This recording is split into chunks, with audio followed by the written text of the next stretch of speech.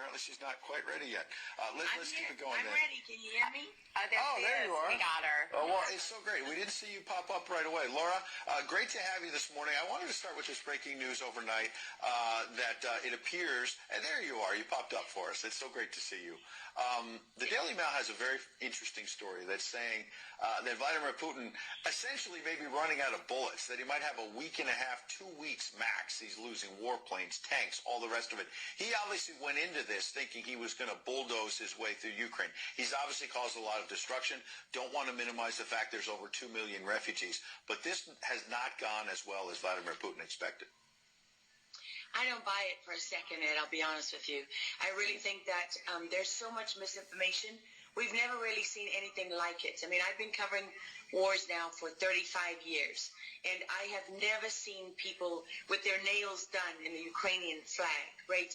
I mean, we're being corralled into this box where we either have to hate Vladimir Putin and believe everything evil that's said about him and love Ukraine, and there's no in between.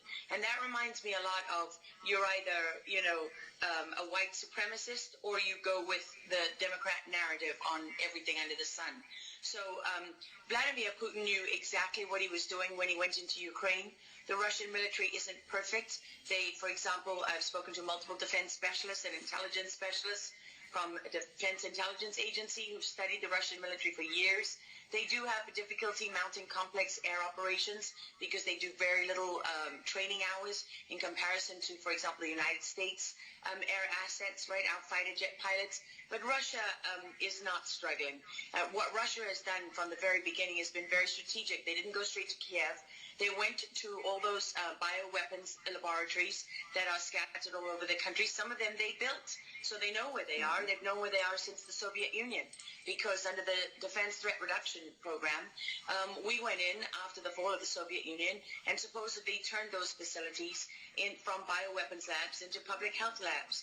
Although, these days it's hard to believe anything that our leaders tell us because they've lied about COVID, they lied about Russia collusion, they lied about the Ukraine impeachment trial, and there's so much more going on in Ukraine that nobody is talking about. You see such dishonesty when it comes to the history of Ukraine. You see dishonesty when it comes to the Azov Battalion, which is funded by the U.S. and NATO. I mean, you can find pictures of them online holding up the NATO flag and the swastika at the same time. Their own emblem contains the black sun of the occult, which was a Nazi SS emblem. And it also contains the sideways, lightning insignia of the SS. I mean, this is on throughout the Ukrainian military. You can see that black sun of the occult on their body armor, even on the female soldiers who are paraded in front of the world as being, such an example of Ukraine's independence and spirit and nobility. Even they are wearing the black sun of the occult. And, the White House wants you to believe, well, this doesn't matter, it's just a small number of troops. It's not true. The Azov Battalion has been murdering its way through eastern Ukraine. Yeah. We don't want to admit this. This was why Crimea voted for independence. This is why Crimea wanted to be with Russia. Because we in the media, in the Western media and in the West, won't acknowledge the reality of what's gone on. Western Ukraine backed the Nazis. It was a headquarters for the Nazi SS. The CIA under Alan Dulles actually gave immunity from prosecution to the Nazis of Ukraine from the Nuremberg trials. So there's a long history of the United States and our intelligence agencies funding and arming Nazis in Ukraine. These are not like new neo-Nazi groups that sprung up. These are the actual Nazis from the Second World War, who, if you go back to the Nuremberg trials, said that they were planning for a 1,000-year Reich. And so you have to really wonder as you look at this, when you know that the CIA sponsored the Color Revolution in Ukraine in 2013 and 14, that they selected Ukraine's leaders, go to Victoria Nuland's leaked phone conversation where she and the U.S. ambassador are deciding who can lead Ukraine.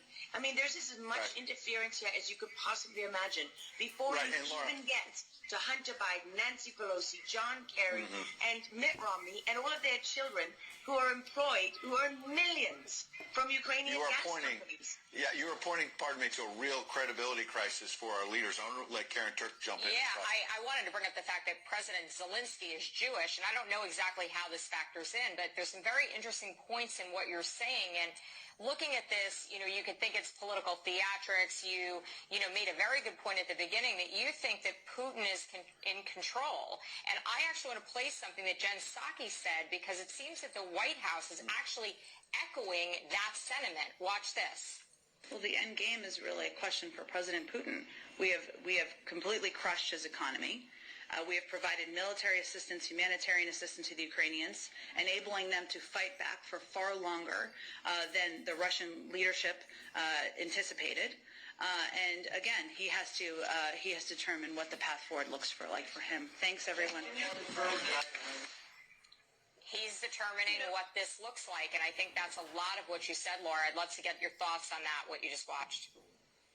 What troubles me about the moment that we're in is that we have such a selective and a narrow reading of history. President Zelensky may be Jewish, but he's not the only one in this who suffered during the Second World War, whose ancestors suffered, right? I mean, look at Putin. How many relatives did he lose in the siege of St. Petersburg?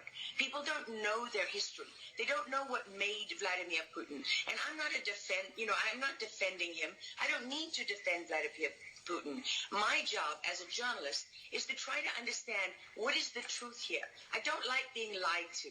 And we're being lied to on an epic scale. When we're told your only choice is you have to be 100% with Zelensky, who's a puppet, who you can find on the internet in black stilettos and leather pants, with shirtless, doing a spoof Dancing with the Stars kind of entertainment video. That's a mock of a Ukrainian group that does this kind of satanic occult type of music video. And I mean, Zelensky was selected like so many of our leaders. And honestly, with big tech and with election fraud these days, we don't know how many leaders all around the world have been selected for us and weren't actually voted in.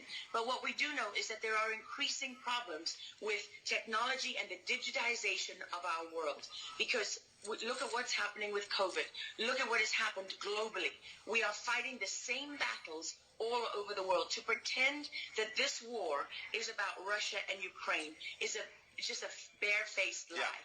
If Putin has been warning for 15 years that he is not going to stand by while the globalists take over the world, build bioweapons facilities and whatever else they're doing in Ukraine, Ukrainian oligarchs. Ukraine has been a center of money laundering for, many of the leaders in this country for how long?